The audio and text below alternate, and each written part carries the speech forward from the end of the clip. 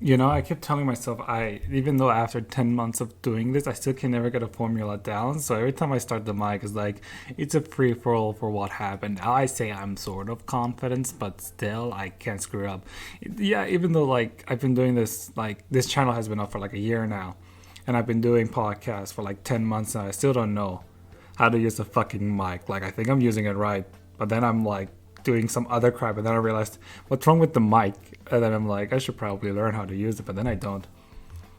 Anyway, I'm still like way behind. I thought like February was a dry month, but no, May. No, May is the beginning.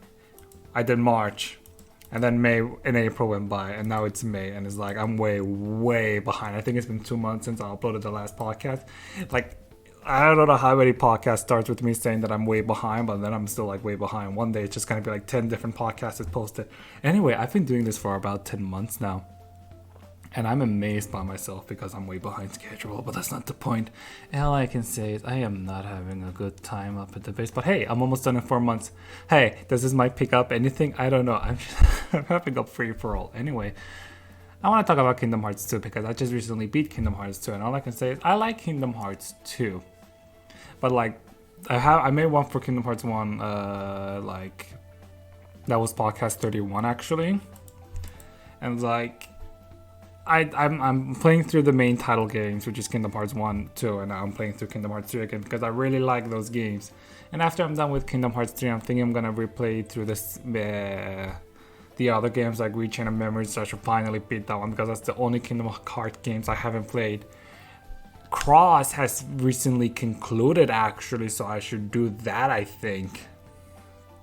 But then it's like Kingdom Hearts X or Cross, I don't know, the mobile game, that's been concluded, and I want to get into that because there's a lot of story moments that I have no idea what's going on. Ventus is in there, and then Maleficent is there, and the reason why Maleficent is there because ever since Sora unlocked her heart, Riku unlocked her heart and became that dragon fight in the first game, she was like, I'm going back in time because the way time traveling work is convoluted. Anyway, before we go into that, let's talk about Kingdom Hearts 2. And all I can say is Kingdom Hearts 2 is great. I love it. Everything about it is so fun. It's like the first game, but better. It's like, that's the thing that I can appreciate to Tetsuya Nomura as a director. Like, gameplay wise, it's like, yeah, if it's a sequel, you should improve upon the base game and change it up a bit, try new stuff. I am not gonna mention Persona 5. I'm trying my best not to mention it. So like, that's why I really like Kingdom Hearts 2. And it's like the first game, but better. I think it came out 3 years after Kingdom Hearts 2. Kingdom Hearts 1, and 1 year later after Chain of Memory, which was released for the GBA. And it's like, I just burped by the way. And it's like, Kingdom Hearts 2 is like better in a lot of ways. Gameplay wise, it's really, really solid. I like it. But it's like, it starts with the beginning where you play as Roxas, and it's like, it's weird because each game, like 1 and 2, for some reason have really, really long intros, and then I've played through Kingdom Hearts 3, and the intro is like half an hour long. It's insane. Well, I'm talking about the dive into the heart because that's the tutorial for Kingdom Hearts 3. Well, in the first game was Destiny Island, and this game is Twilight Town with Roxas, and they're all really, really, really long. But then I'm like, I like it because Twilight Town is such a great song, a great beginning area. Like, Twilight Town is like, if I have to live in a video game, Twilight Town is definitely one of the areas I want to live in because like, it's relaxing, and the song Lazy Afternoons it's melancholy in a sort of sense because you don't understand what's really going on. Like, who's this Roxas character? What happened to Sora? Then you have this weird glitches and effect. Anyway, the beginning part of Kingdom Hearts 2 is absolutely one of my favorite parts in any game, really, because like, it brings out a lot of questions, and then it does definitely becomes answered, and then it's like, and then you think about it, and then it's just sad. Like, the beginning part is actually the virtual Twilight Town, which is like, makes me sad because like, oh my god, Roxas, poor Roxas, man. It's like, oh god, it makes me sad. Whereas I'm not going too into the stories, I'm just gonna talk about moments I like. And what I love about Twilight Town was definitely the beginning part because like, it's really good. But once you play through Sora, the song changes from Lazy Afternoons to the Afternoon Street, which is even better somehow. Like, how do you do that? That's amazing. And then it's like, oh yeah, and then you have the first Axel fight with Roxas. Gosh darn it, when Roxas pulled off the second Keyblade, and then it's like, you can dual wheel. What the fuck? It's just like, it's just bonkers, and it was cool. And the voice acting again, Quinn, what's his name again? What's Axel's name? Voice actor, because he's really really good. Quentin Flynn just sparked on me. He's like really really good. And then you have fucking Jesse McCartney voicing Roxas. For me, that's just amazing, because like, I know so many pop stars who voices in Kingdom Hearts. It's amazing. Anyways, so like, once you finish with the fake Twilight Tower, you play as Sora, you go through the real Twilight Tower, which is just the same, by the way. And then you have to go through the Mysterious Tower, which I mentioned this before, but the theme for the Mysterious Tower, called Magical Mystery, I love this theme because it fits the area so much, and it pisses me off.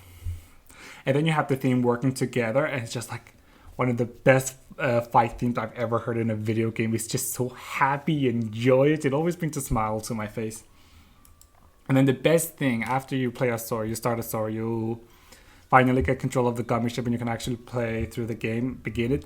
The first area, second world after Twilight Town is what you call not Radiant Garden, Hollow Bastion. The fact that it was just like the next area for me was such a massive what the fuck, because like, it was the final area of Kingdom Hearts 1, so having returned as like one of the first started area of the game, it was so cool. And seeing them how they slowly rebuilt it with the Final Fantasy characters is just so fucking cool. And the thing I love about Hollow Bastion is also the home of fucking Merlin the Wizard from, I think it's the King Arthur movie. For me, it's like, they have one Disney character home world be an original world. It's kind of cool for me.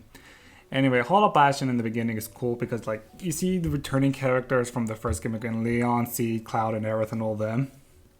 It's cool. And then you have like Tifa return as not Tifa, like, have new characters as well later on, Tifa, and then the 3 Goldwyn from Final Fantasy X-2, which I want to play, not gonna lie.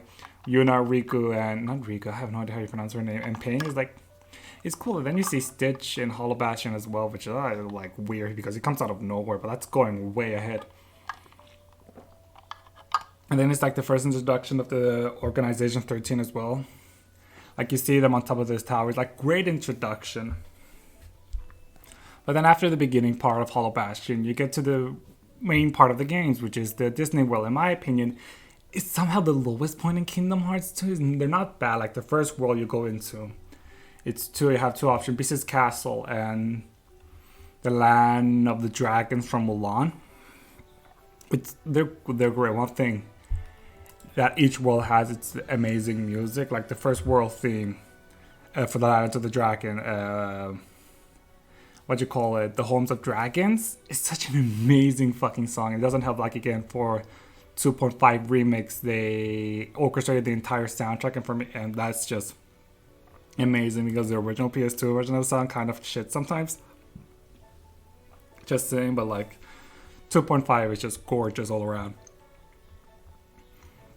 Anyway, but the Lands of the Dragons, it really isn't something that really sticks with me. Like, there's not a lot of memorable moments in my opinion. And they're like the first visit, and then you have the second visits as well for each Disney World.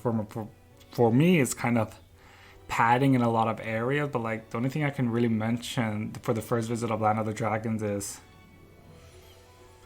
I have no idea. I'm honestly drawing blank because they're like, and I recently beat it. I don't understand this. Anyway, the Beast's Castle, on the other hand, is cool because like, no wait, there is a memorable moment in the Land of the Dragons I remember. It's like where Mushu recognizes the gang, Sora, Donald, and Goofy. The fact that he recognized them because he was a summon in the first game was one of my favorite moments, because like, holy crap, they remember him. And he was just a summon. I played through the entire first game without summoning him once, but the fact the game treated it as though like you already met, they're already bonded, for me, that was just so cool. And that's pretty much it. The boss of the area, which is like a Disney character, Hayabusa, I think, and he was okay. Anyway, Beast's Castle, again, I loved it because like Belle and the Beast, I have no idea what his name is actually. They recognize Sora, Donald, and Goofy as well. It's like, oh, it's like you're returning to friends again. It's like cool. And again, the first video, there isn't really much to talk about. I guess I like the boss, but the thing is, I should have probably mentioned the gameplay, which is like better from Kingdom Hearts 1 by a lot of it, but then there's like moments that I really don't understand. The reaction command, I think it's called, the one where you have to press triangle. For the most part, I absolutely love it.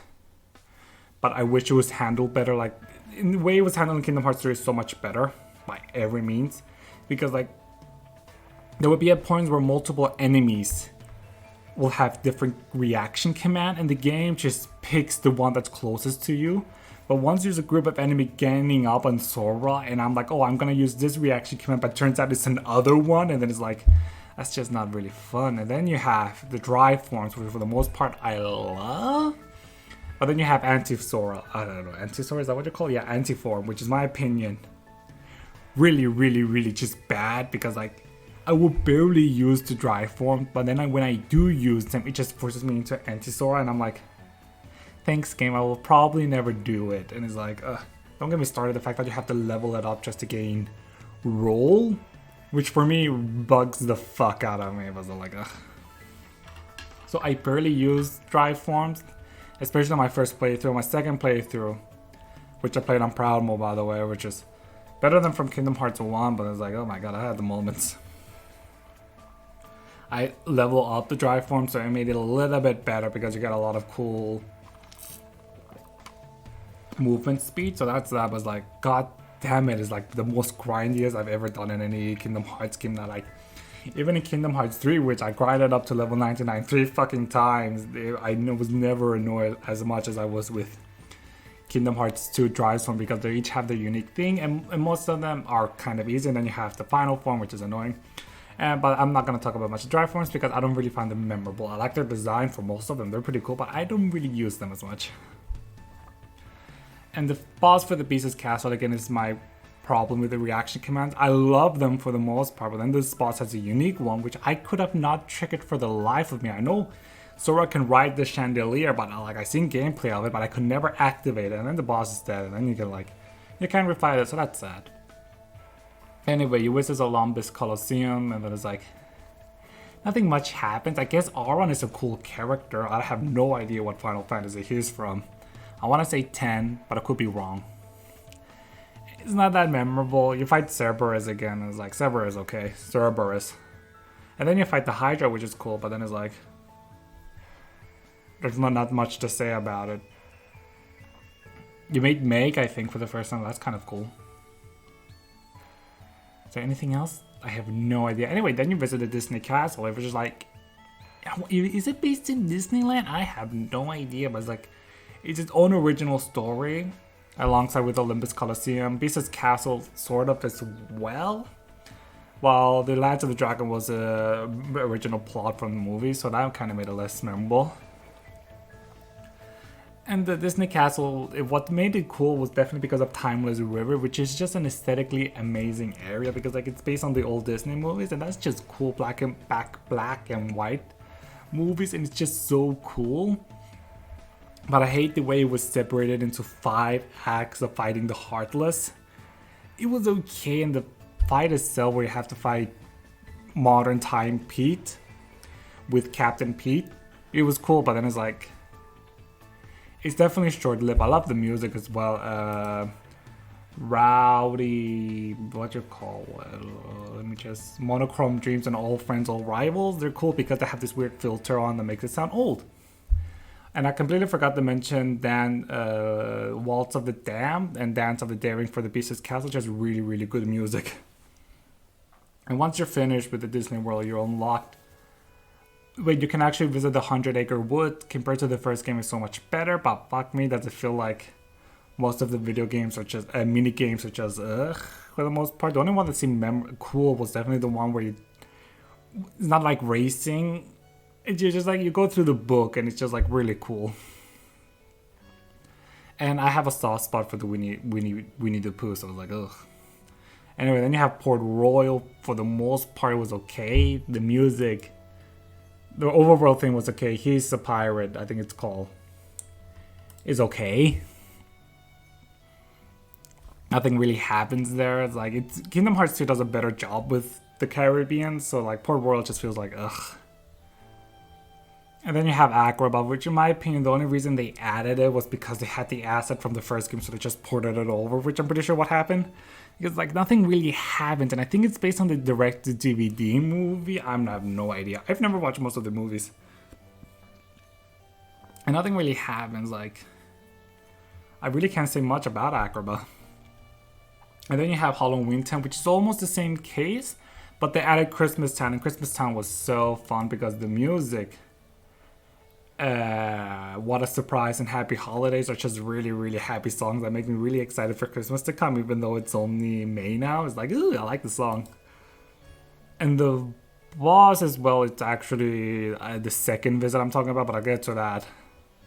And then you have my least favorite world, which is Pride Lands, and I'm like, no, I'm not gonna bother with it at all. No, I don't like Pride Lands at all. I don't like playing as Cub Zora. It's just not fun. And then you have Atlantica, which I absolutely love. Because, fuck me, the music is so good. Everything about it is just so nice and happy. It made me smile because, like, I've mentioned this how many times, but, like, I've never grew up with Disney. There's a lot of Disney movies I just simply haven't seen. And most of the only movies I've fucking seen from the second game is... I have no idea. I think I watched Beauty and the Beast. I think I watched the Pirates of the Caribbean, the first movie. That's pretty much it. And it's like... Atlantica has so many fun songs, like Under the Sea, it's a fucking good song, I'll give you that much. And I loved it because it brings me such a smile. And it's like a rhythm game, it's like the easiest fucking rhythm game you'll ever fucking play, but like, I had fun. I enjoyed it. And I'm gonna leave it at that. And the fact that the Yoko Shimomura also composed some original voice tracks as well, like Ursula Wrench.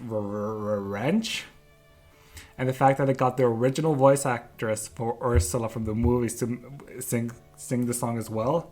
It's just amazing. I love it. And the thing is, though, with all of the Disney World, I have a second visit, but in my opinion, it's just padding. They're not bad, but it's just like, it was a massive drag because there's nothing really interesting that happens. Like the Land of the Dragons.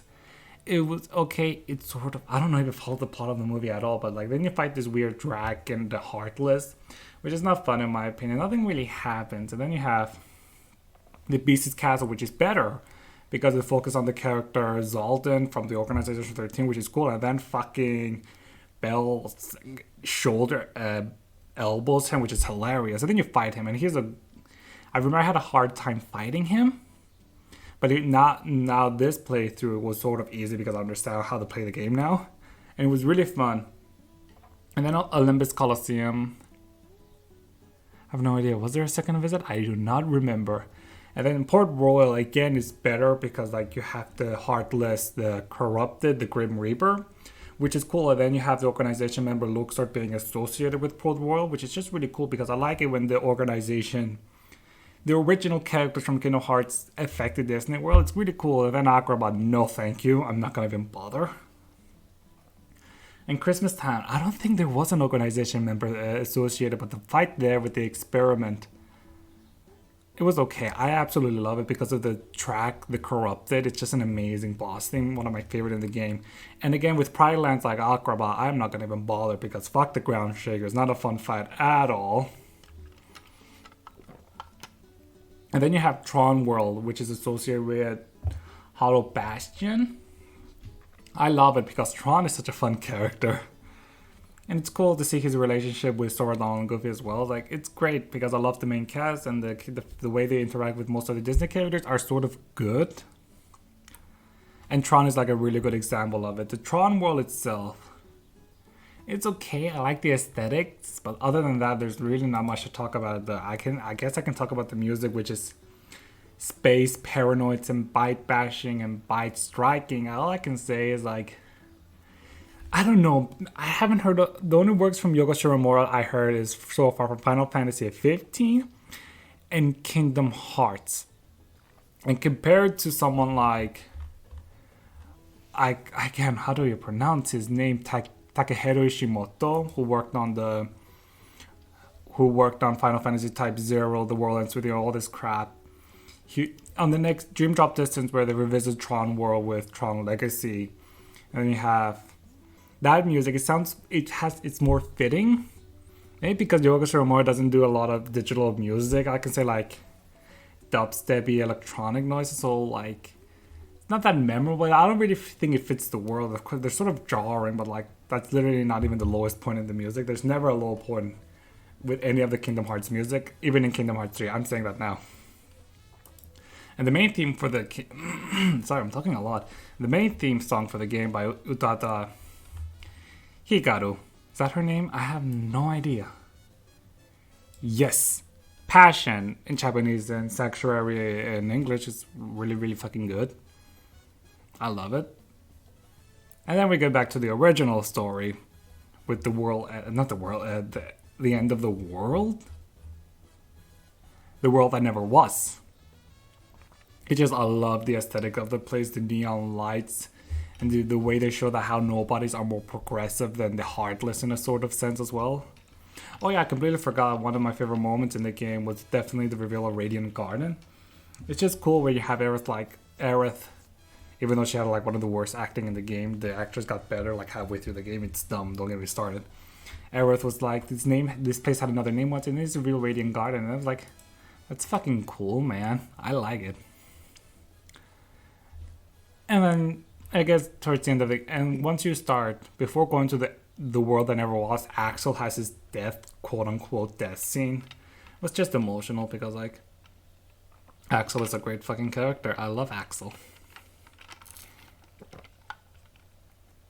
But anyway, and the thing in the beginning area of the world and that never was, you have the dive into the hard moment with Roxas and you fight him, and then you have his theme song, The Other Promise, and then it's just heartbreaking. Just absolute destroys me because like, I mean, come on, it's Roxas. And then I have the main complaint of the story for this game. I guess like, you go through the world that never was, and then you have the nobodies again. Then you fight Zikbar, which is like the same with Zoldan. He's kind of annoying compared to Roxas. He's not that well designed. And then after Zikbar, oh my god, Zikbar is a great character, but he gets better later on. And then you fight Luxord, and then Luxord has a gimmick, and I love the gimmick because like it's the gambler inside me, for fuck's sake. And then you fight Sayax. Sayax okay. He's kind of dumb. The thing is with this game, drive forms are absolutely broken, and the limit form with Sonic Blade just destroys most bosses, which is really dumb in my opinion. Don't get me started on magic. The fucking reflecta, whatever you call it, it's fucking broken. You can easily break Kingdom Hearts 2, and it's kind of annoying. Well, once you fight Sayax, you fight the final boss, which is Zebnas. And for the most part, he's okay. Better than Ansem with the World of Chaos. But I'm kind of annoyed that he brings out so many different gimmicks you've never done in the game. And it's like, kind of bad because like, you fight him first as Zora. In this weird tower thing like from the secret movie from the first game. Which is cool, I guess.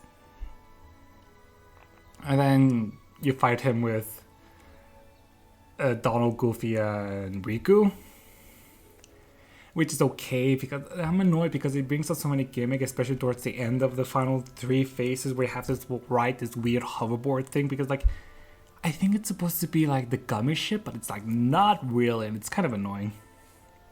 But then like the final phase is more traditional where you play as Zora. Then you have this weird reversal moment, which I don't think was ever fixed in the remake and the port for the PS4, and I never knew that. And I still don't know how it's supposed to go, but like still. But like the music, Darkness into the Unknown, amazing fucking track.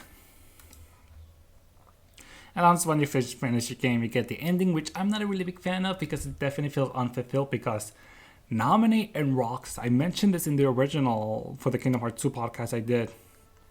I did not do one for Kingdom Hearts 2 where I mentioned about Kingdom Hearts series as a whole. One of my annoyance is definitely the ending because like Nominate and Roxas feel like characters. Because don't get me started, I absolutely hate this trope where nobody's have no heart because like literally all the fucking organization member 13, everyone had a fucking emotion showing and then like we're not supposed to have emotion. I'm like, bitch, you have emotions. And it's like, I find it dumb. And then the way you have Nominate and Roxas accepting Kairi and Zora as their full self, I find it dumb because like Nominate and Roxas are their own characters, which Kingdom Hearts 3 makes clear. And then you have to interrupt this and I said, oh yeah, Heartless slowly rebuild their hearts. And it's like, yeah, that makes sense because gosh darn it, Kingdom Hearts 2 just feel pretentious. Is that the right way to correct the right way of saying it? I have no idea because like the beginning dialogue of the game, it's like where Sora's like a far off memory that's like a scattered dream, where and then it's like the far off dream that's like a scattered memory. That just sounds so fucking pretentious. And for me, that's just Kingdom Hearts 2 as a whole. I still love the game. I like how fucking emo and etchy it can get because like I love that. But then I just find it annoying at points. And then I mentioned this in the one of the first podcasts about Kingdom Hearts, where it's like where you started reading the Ansem report, where Ansem is like, oh yeah, Ansem is like extremely racist towards the nobodies, by the way. It's just really funny. Where Ansem is like, okay, for some reason my colleagues are using my fucking name, like all 13 of them, and for me that's like a moment that's like, I had to sigh audibly and put the controller down because I'm like, that's just dumb, but I love it. Either way, I still cried. The fight with Rox is a good example, and the ending is just like really not satisfying. I said it's not, but it's like, it's okay. I liked it.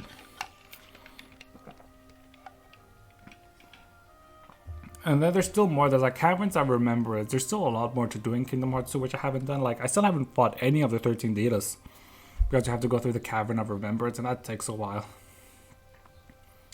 There's still a lot, and then you have Lingering Will and all that crap. And then Maleficent is also in this game, but like, so I have no idea how she came back to life, by the way. I don't think that's ever, I think it's explained, but like really dumb. There's like, as a whole, Kingdom Hearts 2, while it is better than the first game by a lot of different aspects, it's just, there's just moments where I'm like, okay. Especially the reaction commands in dry forms, they can be so fun, and then you have anti-form for some reason, which is bad. As a whole, I still like Kingdom Hearts 2 a lot. I still enjoyed it. Another aspect I really liked about the game was definitely the puzzle pieces, because I love puzzles. But the thing I did not like the most was definitely the gummy ship in this game, because I just do not think it was fun. I don't know, it feels like the ship is barely moving, but the world around you is moving, and I prefer the first game gummy mission, just saying. And most of the bosses as well, they don't feel, I love their design, some of them, but then it's like none of them are really memorable because a lot of them focus on the reaction command, which I did love, but then I'm like, why do none of them activate, you know?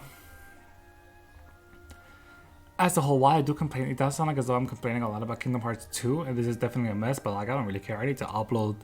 I'm way behind on a lot of them. Anyway, Kingdom Hearts 2 is great. I love it.